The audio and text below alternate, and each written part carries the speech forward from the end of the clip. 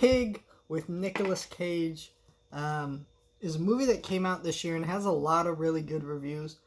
And I will say, I do like this movie. I do have some issues with it. I didn't want to talk about it because, I'm going to make a best of the year list, and this movie is probably not going to be on that list. And I just want to explain why, because a lot of people have said this is one of the best films of the year, and I really disagree with that.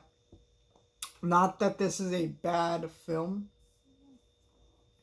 This movie is, I think, overrated because the trailer for this movie presents this as a John Wick style movie about Nicolas Cage's pig being murdered. And it's not like that at all. The movie has a very slow pace. It's kind of artistic a little bit. And it has a incredible performance from Nicolas Cage. And that's the movie. And that's kind of what this movie is. And I think that's why this movie is so overrated. I think when people saw the trailer and they got something different, they were surprised and they're like, oh, this is a much smarter movie than I thought it was going to be. And so they liked it more. And while I think this movie feels like an artistic movie, it isn't so much as like, and by artistic movie, I mean like an art house movie. That's basically what I mean.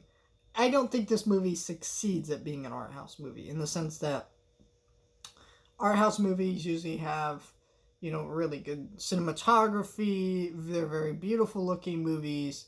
They kind of have, a little bit more substance to them, things like that. This movie doesn't really have that. It's just an emotional story about Nicolas Cage and this pig and what goes on with that and kind of his life and things like that. And as that, it's good. It's a good story. I would recommend it. It's a good movie, right? I'm saying it's a good movie. I would say it's B plus kind of movie, right? Not not an A plus like some people made it out to be. That's kind of where I'm at with this movie. I really enjoyed the story and the performance from Nicolas Cage. I think this is one of the best performances he is given in years. There's clearly a lot of care here from him through this performance, and I really enjoyed that tone to it. But I think this movie maybe just has that kind of feel to it of like it's being held up as something greater than it is. And I'm not saying this is a bad film. I have to keep reiterating that because I think there are people who really hold this film in high regards.